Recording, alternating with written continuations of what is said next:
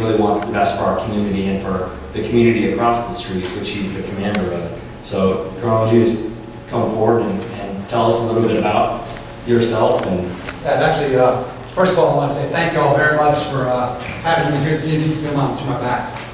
Great audience. Thank you for inviting me out tonight. Can you all hear? Because we have sound issues, and you may need to speak into the mic. Can everyone hear back there? Is that all right? I can sound up pretty loud. But again, thank you all very much for having me. As the mayor said, I've been in DuPont for 5 years now, and just recently was assigned over to Joint Base Lewis McChord as the new Joint Base Commander. And I was just telling the mayor, we have great partnerships out there with many, many communities, but none, in my opinion, should be stronger than the one that we have with DuPont. It's our most natural relationship in terms of not only geography, but also in terms of the population. When you consider, I think last numbers were around 40% of the DuPont population are service members that are either serving at Ford Field or at Lewis Manor or Lewis North. So again, thank you all very much for having me out. I did bring at least a few fact sheets, but I want to give you a quick, because I know you got a busy agenda tonight, a few updates on JBLM and where we currently stand that have an impact on the residents of DuPont. Number one is, if you didn't know this, we are the 12 joint bases. We're the largest of the joint bases out there spread across the country in terms of geographical space, but also closely fall behind Joint Base San Antonio in population. As you all know, as you've experienced, JBLM, formerly Fort Lewis McChord Field, the size of our population on the backside of the page talks about it, we're around 46,000 service members that currently work on Joint Base Lewis McChord. When you consider the growth that we had back in the good old days, and back in the 2003 days, when it was 18,000, Fort Lewis was sort of Sleepy Hollow and not much going on. That is not the case anymore. And when you add in our family members and our retirees within about a 150-mile radius, you're looking at a city of 155,000, 56,000 that JBLM currently has, which makes us the 6 or 7, depending on what you argue with, the 6 or 7 largest city in the state of Washington. So a significant impact. A couple things that have changed for all my longtime residents. Just recently we added the 7th Infantry Division headquarters came on to JBLM. In the past we've had a 3-star general and a deputy commanding general. We added a new 2-star general along with 2 1-star generals. So for you all, not much of an impact. For me, huge impact, because now I've got 3 more generals to think of my boss. Okay, so I have a lot more input into my daily activities on trying to run Joint Base Lewis McChord. But what that has done for us, unlike all the other Army installations of equal size, Fort Hood and Fort Bragg, where they've always had a division commander, we never did. And so in terms of command and control, that headquarters was added on there to allow a little more command and control over the units. So we have 7th ID. Another impact, which is you on the sheet, I think we've got enough for everybody too, we'll pass them around in the audience. Show 40 of them. Is the number of aircraft.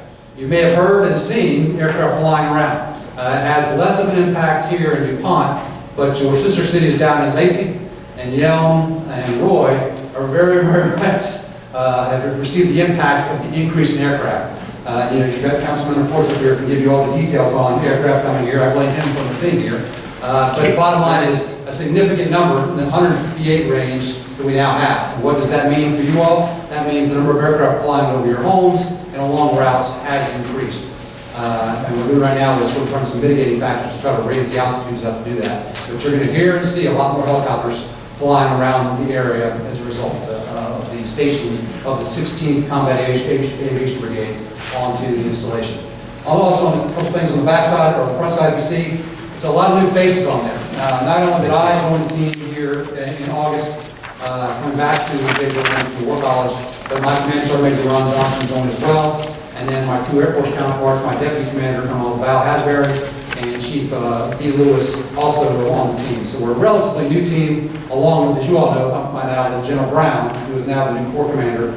He joined as well. Both General Brown and myself, not our first time here at JBLM, but he joined the team as well. So a lot of new faces, a lot of new folks on the installation, and a lot of changes going on in terms of the growth and the amounts going on. As you probably already know, currently right now, 2 of our major brigades, 2-2 Striker Brigade Combat Team and 3-2 Striker Brigade Combat Team are still out of the loop. They're both in Afghanistan right now, along with the 42nd Infantry Brigade. So a big chunk of our population is in Afghanistan right now, serving their country, and they'll be coming back here within the next 3 months for 42nd and 3-2, and the next 8 months for 2-2.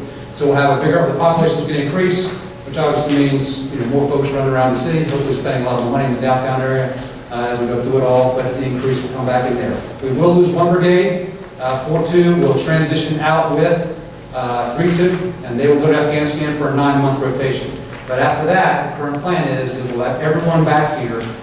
Basically, the end of next summer, into next fall, we'll have what we call a full house, meaning everyone's here.